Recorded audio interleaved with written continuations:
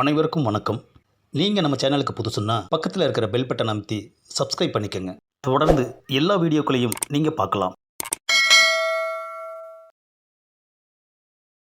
அப்பாடா, ஒரு வழியா பொண்ணோட வீட்டுக்கு வந்தாச்சு. இந்த வீட்டில் எப்படி கூப்பிட்றது? காலிங் பெல்லும் அடிக்கக்கூடாது, கதவையும் தட்டக்கூடாது. ஏன்னா ரெண்டுமே சரி வரல. அப்போது ஹலோன்னு கூப்பிட்டுறலாம். ஆமாம், ஹலோ. ஆஹா, ஒரே சத்தத்தில் கதவு திறந்துருக்குது. யார் நீங்கள்? என் பேர் சேது. என்னது, பேரை சொன்னதும் இவ்வளோ யோசிக்கிறாரு? உங்கள் ஃபோன் நம்பர் ஒர்க் ஆகலை, அதான் நேர்லேயே வந்துட்டேன். உள்ளே வாங்க. ஆமாம், எதுக்காக வந்தீங்க? ஆஹா, கேட்டாரே ஒரு கேள்வி. நம்ம தப்பு தான். மேட்ரிமோனி கல்யாணம் அனுப்பி வச்சார். என்னது, மனுஷன் மறுபடியும் யோசிக்கிறாரு.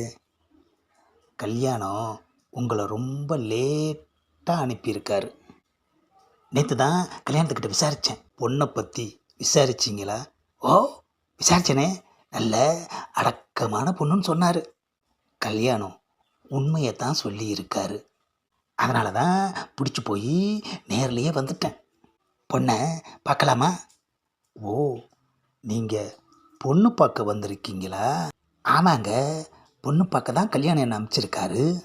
ஆமாம், பொண்ணு பார்க்கத்தான் கல்யாணம் உங்களை அனுப்பினாரா? ஏங்க, பொண்ணு பார்க்க தாங்க வந்திருக்கேன். வேறு எதுக்கு நான் உங்கள் வீட்டுக்கு வர போகிறேன்? அந்த கல்யாணத்துக்கு எவ்வளோ கொழுப்பு இருந்தால் உன்னை பொண்ணு பார்க்க அனுப்பியிருப்பான்.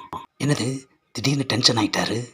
ஏங்க, மேட்ரிமோனியில் பதிவு பண்ணியிருந்தா பார்த்துட்டு பொண்ணு பார்க்க வரத்தான் செய்வாங்க. நான் என் பொண்ணோட ப்ரொஃபைலை எப்போவோ டெலீட் பண்ண சொல்லிட்டேனே.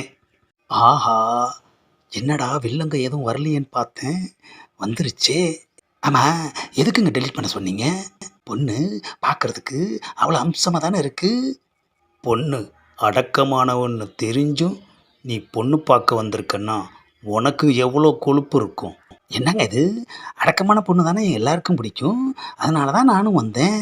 அறிவு கட்டவனே, என் பொண்ணு ஆக்சிடெண்ட்டில் செத்து நிஜமாவே அடக்கமாயிட்டாடா. என்னது, பொண்ணு செத்துடுச்சா? ஆமாண்டா, அவள் செத்த அடுத்த நாளே அவளோட டீட்டெயிலை அந்த மேட்ரிமோனியல் சைட்லேருந்து டெலீட் பண்ணுன்னு கல்யாணத்துக்கு ஃபோன் பண்ணி சொல்லியும் அவன் டெலீட் பண்ணாமல் உன்னை பொண்ணு பார்க்க அனுப்பியிருக்கான்னா அவனுக்கு எவ்வளோ திமிரு இருக்கும். ஆஹா, என்னடா வில்லங்கமே வராமல் இருக்கேன்னு பார்த்தேன். வந்துடுச்சையா, வந்துடுச்சையா. சாவு வீடுங்கிறதால உன்னை உயிரோடு விடுறேன். மரியாதையாக எழுந்து போயிடு. இதோ இப்போ போயிடுறேங்க.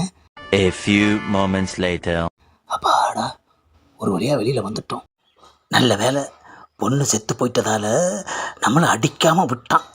இல்லைன்னா சாத்துக்குடி ஜூஸ் புளிகிற மாதிரி நம்மளை புளிஞ்சிருப்பானே ஐயா. ஏன் நம்ம விஷயத்தில் மட்டும் கல்யாணம் இப்படி நடந்துக்கிறான்? அவங்கிட்டயே கேட்டுற வேண்டியது தான்.